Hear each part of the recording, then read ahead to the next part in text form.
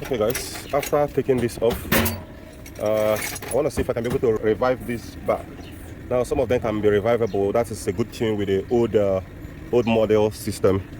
Now these are some of the stuff which some people can actually break out from, break it from, but they won't still get this out until you follow the method which I showed in the previous video. So go ahead and watch that very video and know how you can be able to get this out, because it was rusted and couldn't come out, and I have to pull it. But you should know, if you can get this out, you're pretty much going to sacrifice the tank. You're going to get another tank, because if you get this one out, then you can replace it or you can rebuild it. So the chances there is that you should determine if you want to get this out.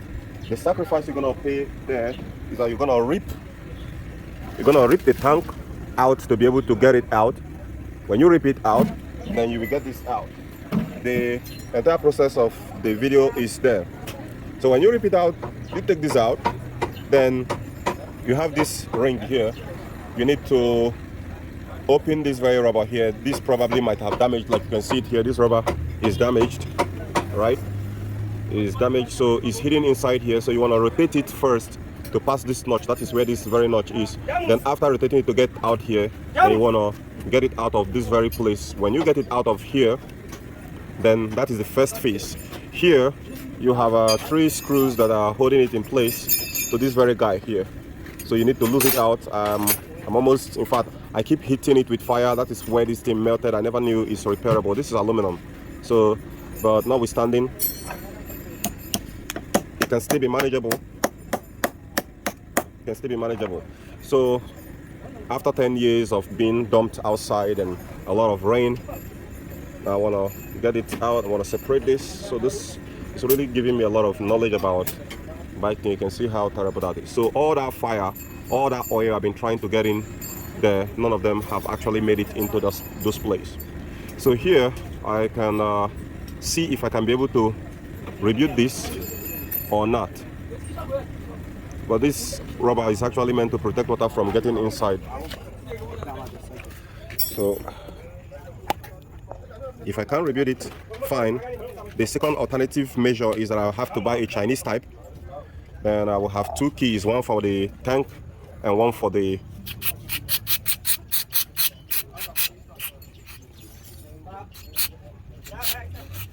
so all the oil I've been spraying, all the brake fluid, none of them gets to here.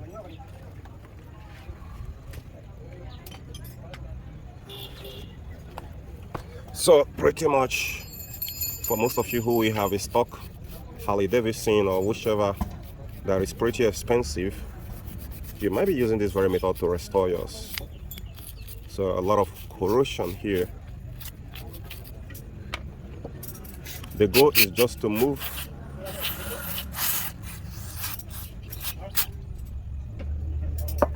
okay. Here now I have to adopt another method to see if I'm gonna get all this out. Probably I might need to heat it up again or tap it. Be sure not to break it.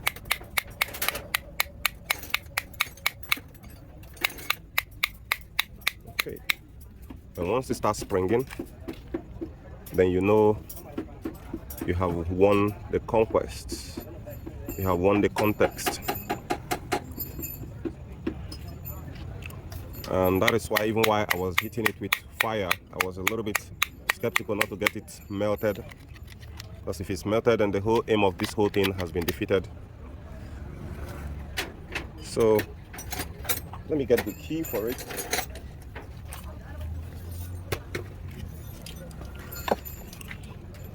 And see if I can okay, now it's shaking. That is the first time it's making a move all this while.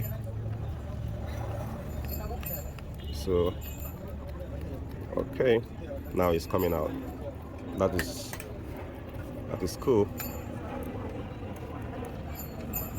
Okay, so pretty much this is the entire thing someone has been fighting over, and you can see inside there are 2 locker there that are supposed to be a spring that's supposed to be returning it. Now is open, so I've got it solved, but I'm going to disassemble it, by the way, to get it lubricated to be very free. Then I can oil this then I will not need to replace this key anymore, right? So for now, I'm gonna keep this aside. That's why I said the old system of automobility is very good. It's not replace. You can actually repair some things if you have your head up there somewhere, because within then what the technology is all about is quality and maintenance. These days the kind of build keys, and they don't want you to repair it. They just want you to throw it away and get another one. That's the Western hypocrisy. So now I've got this key back. This is something that I've been struggling and hitting. So realistically, there is no way you can be able to get this to work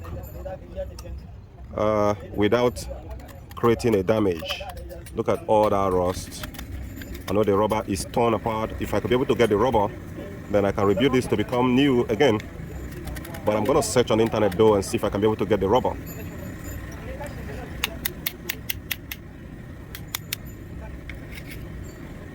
There should be some spring, a return back spring. This is where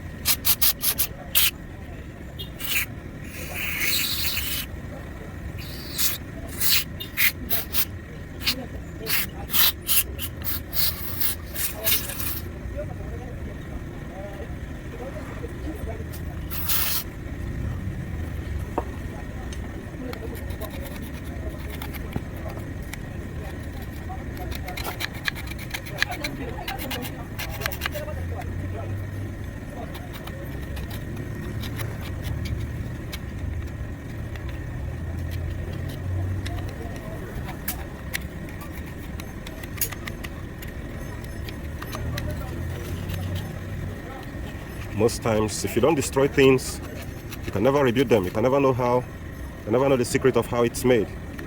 So now, with most of you who have watched this video, you will not need to destroy yours, but I have to destroy mine to show you how it's done. So you can never destroy yours. So you can gently take it out and rebuild it. Repair it, and it should keep working. There should be a spring inside here.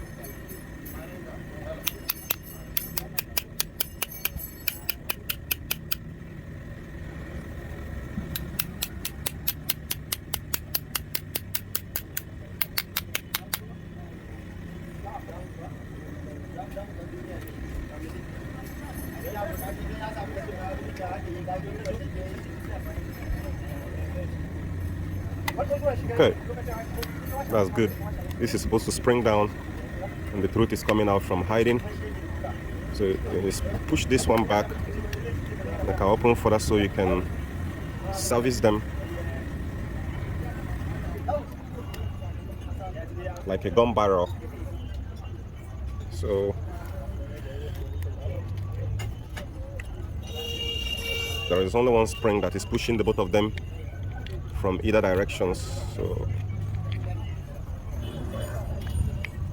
there is another spring inside here that helps to push this out.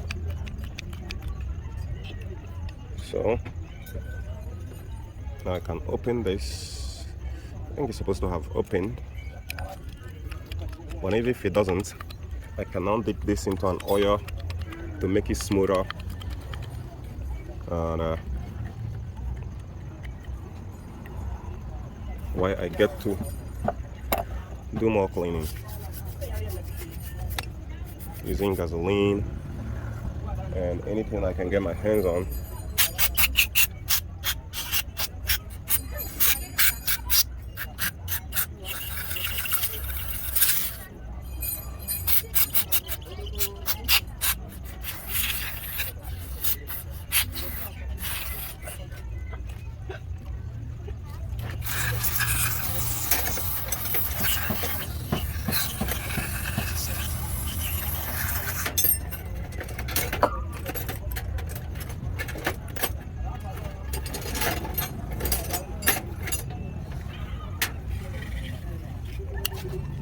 The rubbers are gone.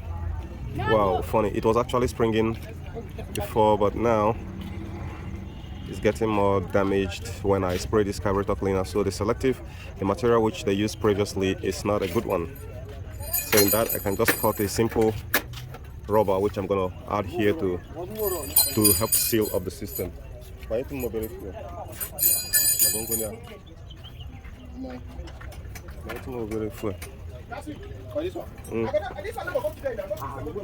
Here I'm smooth some paper. So here now I can